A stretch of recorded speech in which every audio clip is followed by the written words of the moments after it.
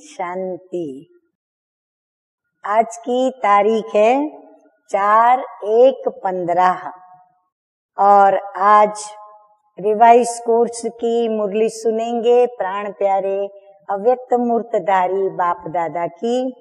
तो revise course की मुरली की तारीख है 16/1/79 79 की मुरली है और आज की ज्ञान मुरली का शीर्षक है तिलक, ताज और तख्तधारी बनने की युक्तियां।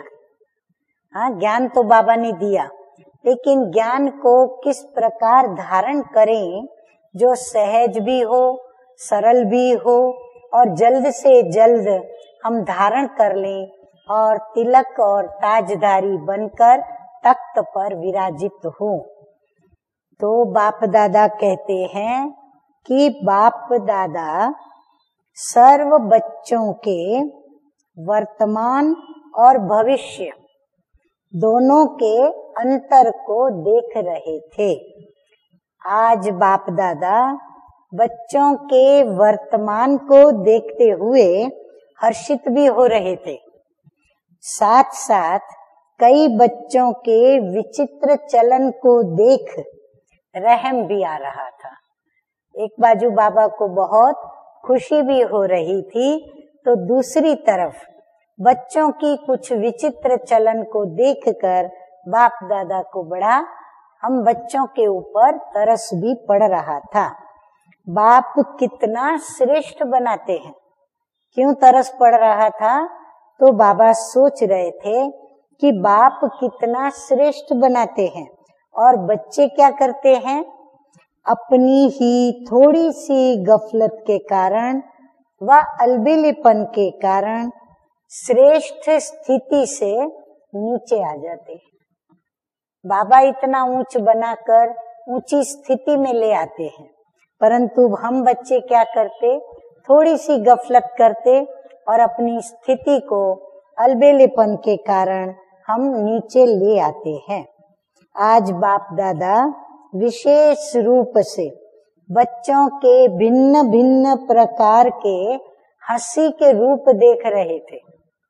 हाँ, बाप दादा को हमारे भिन्न भिन्न रूप देखते हुए हंसी आ रही थी।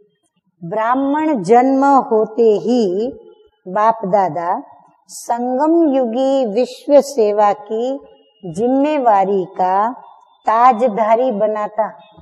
बाबा क्या करते, हमें जिम्मेदारी का ताज पहनाकर हमको जिम्मेवारी देता। लेकिन आज बाप दादा ने रमणीक खेल देखा। क्या देखा? कोई कोई तो ताज और तिलकधारी भी थे। हाँ, बाबा ने देखा कोई कोई बच्चों ने ताज भी पहना था और उनको तिलक भी लगा हुआ था, लेकिन कोई कोई ताजधारी के बदले किए हुए पिछले व अब के भी छोटे सो बड़े पाप व चलते चलते की हुई अवज्ञाओं की गठरी उनके सिर पर थी। क्या देखा बाबा ने? ताज के बदली में बाप दादा ने देखा कि कोई कोई बच्चों के सिर पर छोटे बड़े किए हुए जो भी पाप कर्म पिछले जन्मों के और फिर इस जन्म में भी की हुई बाप की छोटी छोटी या छोटी बड़ी बातों की अवज्ञाएं, श्रीमत को न मानना माना अवज्ञाएं करना, तो उससे जो छोटे बड़े पाप बने वो पापों की गठड़ी उनके सिर पर ताज के बदली में रखी हुई थी। कोई ताजदारी तो कोई सिर पर गठरी लिए हुए थे, उसमें भी नंबरवार छोटी बड़ी गठरियां थी। हाँ, कोई के सिर पर छोटी गठरी थी तो कोई के सिर पर बड़ी गठरी थी और कोई के सिर पर डबल लाइट के बजाय अपने ब्राह्मण जीवन के सदा ट्रस्टी स्वरूप के बजाय गृहस्थीपन के भिन्न भिन्न प्रकार के बोझ की टोकरी भी सिर पर थी।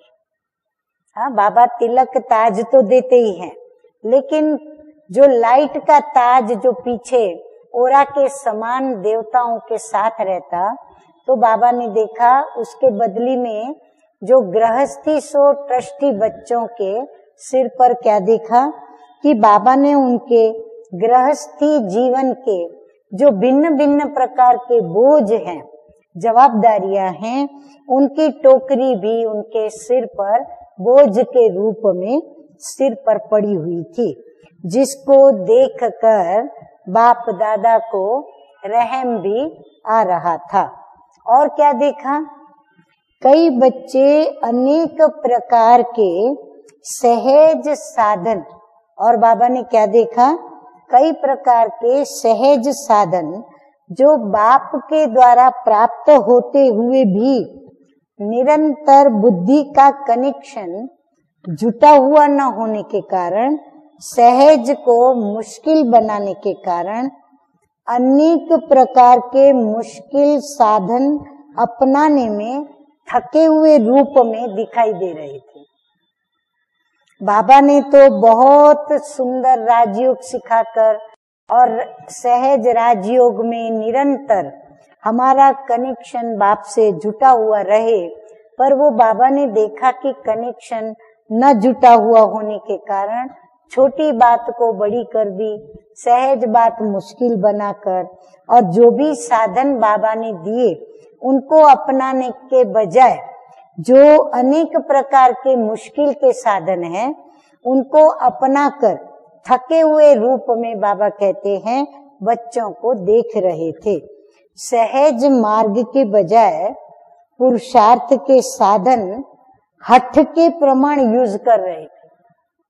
बाबा कहते हैं बाबा ने तो सहज मार्ग दिखाया, लेकिन जो साधन उन्होंने मेहनत के उठाए थे वो भी हट करके जैसे कि उठा के बैठे थे, और उसी को यूज करना है ऐसा हट पकड़ के यूज कर रहे थे, तो बड़ी मेहनत लग रही थी उनको। तो बाबा को ये देखकर भी बड़ा तरस पड़ रहा था।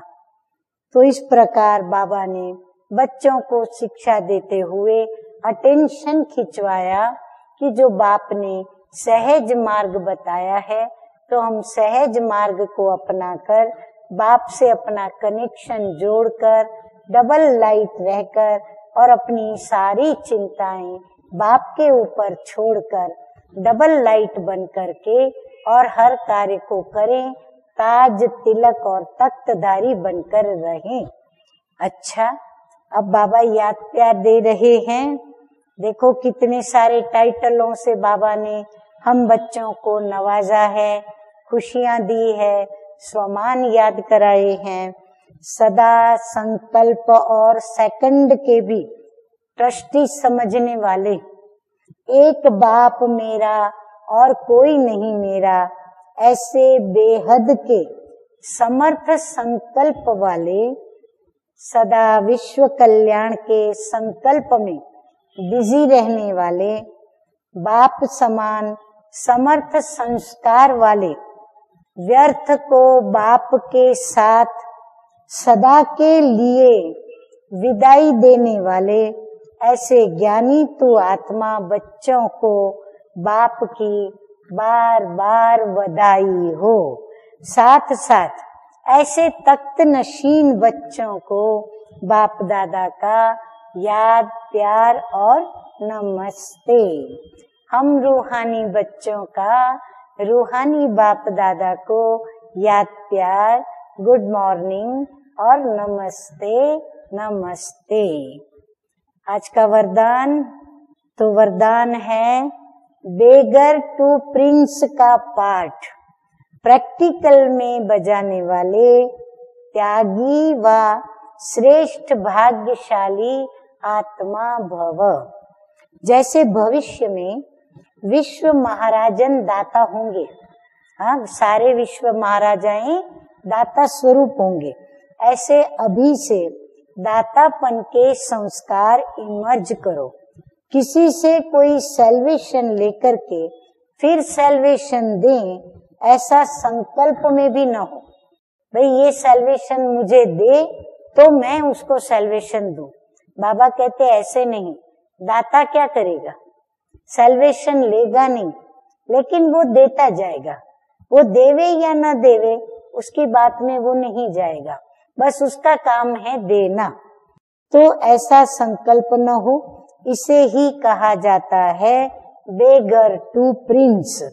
स्वयं की इच्छा लेने की नहीं। बेगर होगा तो लेने की इच्छा रहती है, लेकिन ये बेगर टू प्रिंस है। तो प्रिंस क्या है? प्रिंस है देने वाला। तो बाबा कहते हैं ऐसा बेगर टू प्रिंस, स्वयं लेने की इच्छा वाले नहीं, इस अल्पकाल की इच्छा से बेगर।